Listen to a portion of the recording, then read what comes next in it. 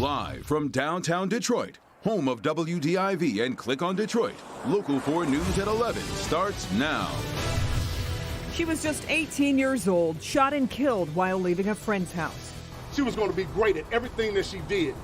Tonight, friends and family gather to remember a Wayne State student killed on Christmas Day.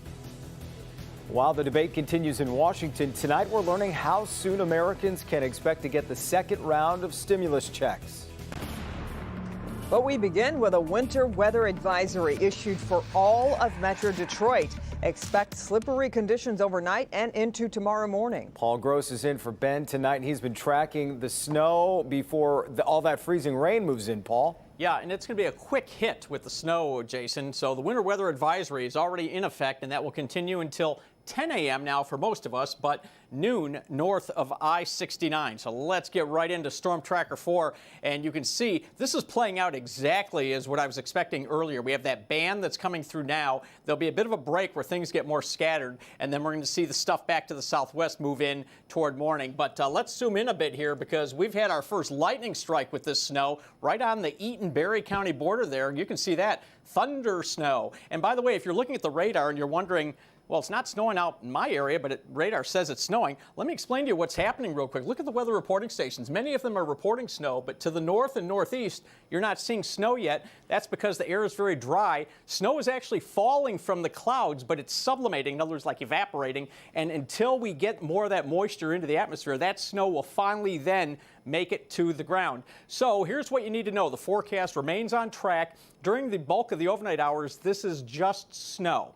Then around 6 a.m. or so, we see freezing rain move into the area, and there will be a transition from snow to freezing rain and then freezing rain to rain by mid to late morning. And then by tomorrow afternoon, it's just mostly rain. There could be a couple of wet snowflakes at the end, but this stuff's going to end by tomorrow evening. So coming up in a few minutes, we'll talk about the Friday storm. And don't forget, the Local 4 Today team has everything you need to know. When you wake up in the morning, before you even look out the window, just we're your window on the world. So check in with the gang starting at 4:30 tomorrow morning. Jason, Kim? Okay, Paul, thank you. Family and friends of 18-year-old Casey Willis are uniting in grief tonight to honor and remember a Wayne State student who was shot and killed Christmas Day. Police say she was sitting in a car with friends when two men walked up to the car and someone started shooting. Larry Spruill is live at University Prep where they met for a prayer vigil. Larry, a very emotional night tonight for her family. Kimberly, it was tough for everyone out here tonight, family, friends, and former teachers. Now, everyone is still in shock about what happened.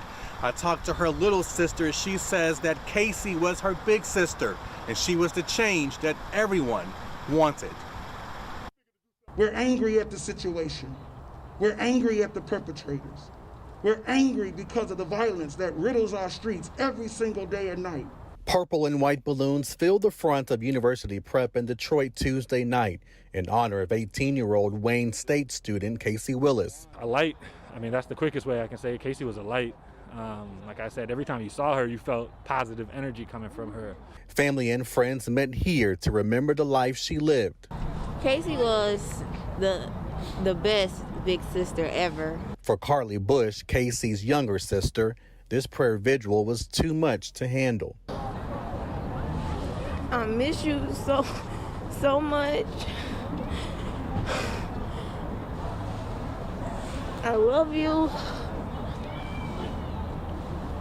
Casey Willis was shot and killed Christmas Day on Cardone on Detroit's east side. Police say she was sitting in a Honda Civic with friends when two men walked up to the car and someone started shooting. Local 4 obtained video from a security camera showing what appears to be the shooter firing shots at the car. Coach George Ward with Ceasefire Detroit says this has to stop. This has become too common for us. This has become too common for our community. To continue to look at this, we can release all the balloons we want. We can have all the candlelight vigils we want, but the murders must stop. We want justice, and we just pray that somebody helps us find justice.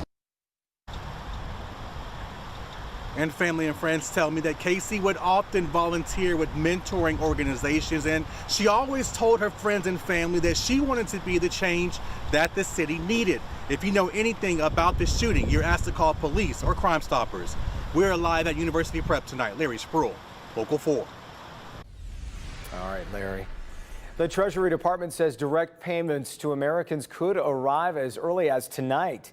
Treasury Secretary Steve Mnuchin says $600 checks will begin to come via direct deposit tonight, and those deposits will continue into next week. The paper checks will be sent out starting tomorrow.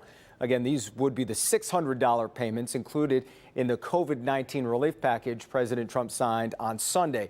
There is an effort to increase those payments to $2,000 in Washington, but it has opposition. This afternoon, a vote on that bill was blocked in the Senate by Majority Leader Mitch McConnell.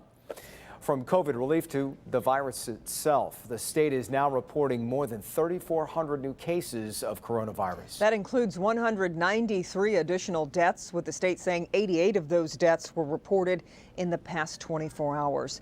In Lansing, Governor Gretchen Whitmer today signing into law a $106 million bill that includes money for businesses impacted by the pandemic and extends state unemployment benefits through the end of March.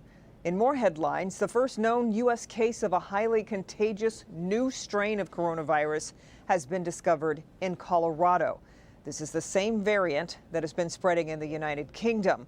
We'll have more on what we know about the patient ahead at 11:15. And on the vaccine front, Michigan has already received 278,000 doses of the Pfizer and Moderna COVID vaccines. But so far, only 71,000 people have been vaccinated. So why the lag? Let's bring in our Mara McDonald, who's live downtown, to shed some light on why hospitals seem to be starting slowly with this, Mara.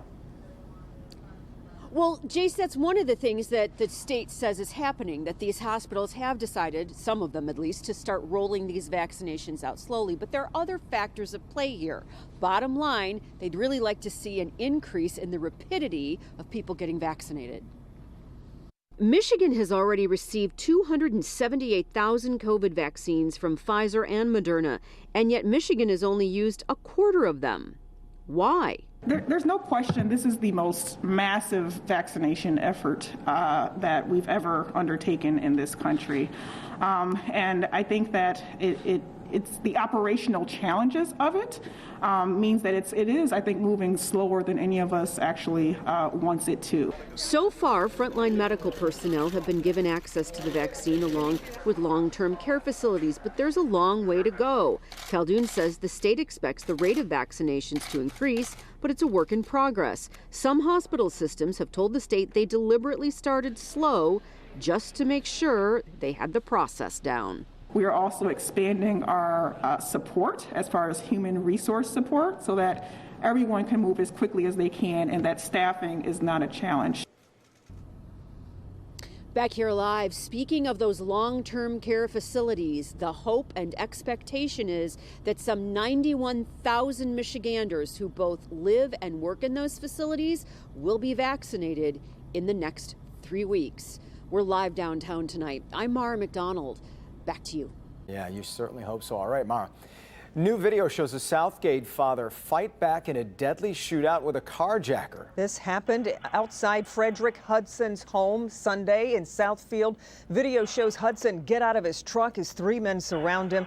Then Hudson and one of the men shoot at each other. It's not clear who shot first. It appears that Mr. Hudson was successful in striking that suspect as he fell to the ground. While that suspect was on the ground, he was able to continue firing and ultimately did strike Mr. Hudson. That suspect then took off in Hudson's truck. Police say 20 minutes after the shooting, a person of interest showed up at the hospital. He's a 25-year-old who's in critical condition after being shot twice. Police are still looking for Hudson's truck. 2 Metro Detroit malls have a new owner. Today, Taubman Centers announced it has been sold to Simon Property Group, the country's biggest mall operator. The deal includes full ownership of both 12 Oaks Mall in Novi and Great Lakes Crossing in Auburn Hills. The total cost of the deal, which included an 80% stake in the Taubman Realty Group, was for $3.4 billion. Still ahead, a Michigan family survives the Nashville bombing. Loudest noise I can ever recall hearing, combined with the entire building shaking and glass falling and debris falling. They were staying at a rental not far from where the bomb went off. We'll tell you how they escaped to safety. But first, a man is posing at a state trooper on our local freeways. What happened when he pulled over a reserve officer? That's next.